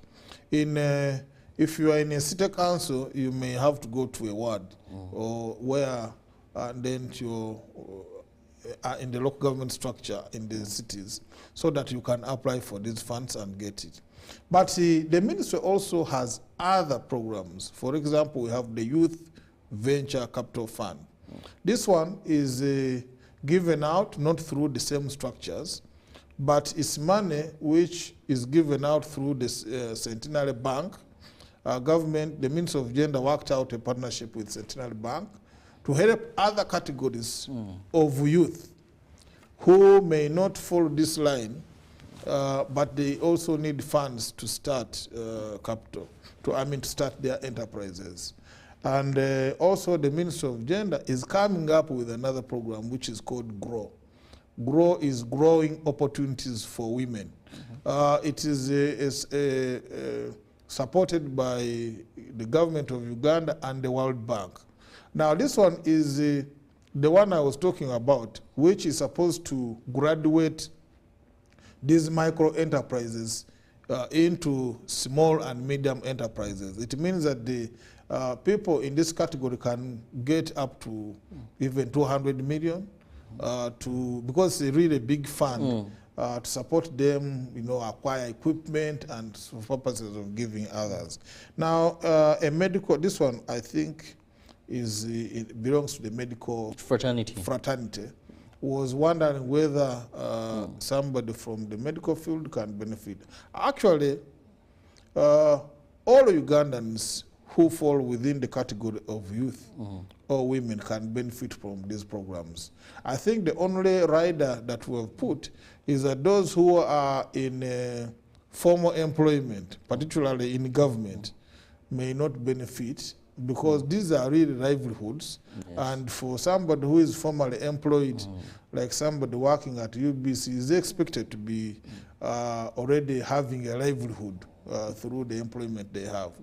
Now we are trying to create livelihood for those who are not in formal employment. However, if you are in the medical field and you are working in a private clinic, you don't draw your salary from public service or any government entity, then you can qualify. Well, Joshua, in the interest of time, issues of money, I'll just get your final remarks. The good thing is money is there, more is still to be there. It's flying all over. The challenge is recovery and how you can access and be part of this. Let me have your parting shot. Thank you very much for having me. Of course, there is the last part. Somebody was saying that how do you measure success? We have done impact evaluation for both programs. That's YRP. It was done with support of UK Aid and the International Research Center and a university in the US. They came here and did studies, talked to people who benefited from programs, and the success you can see. That is if you are talking to people who have benefited. The only problem is that why you may not see success is if you are talking to somebody who is complaining that they have never received. So in which case they have no impact to show. So I want to thank government for one, looking at supporting the women and the youth, because I know government has done a lot in building infrastructure, roads, and things like that. But you need also to have the people who have been supported in terms of fighting their poverty, so that to increase the consumer index of the country. That's when you can grow economy to the level where we want to reach it to a middle income status. Thank you very much for having me on this program. Well, thank you, Joshua Charlie Mpa, who happens to be in charge of communication, advocacy, and partnership. That is Youth Livelihood Program and the Uganda Women Entrepreneurship Program at the Ministry of Gender, Labor, and Social Development. Just interest yourself to know how you can be part of this program, but also let's improve accountability. We want to recover these monies because they are revolving or rotational funds. See you in the next hour.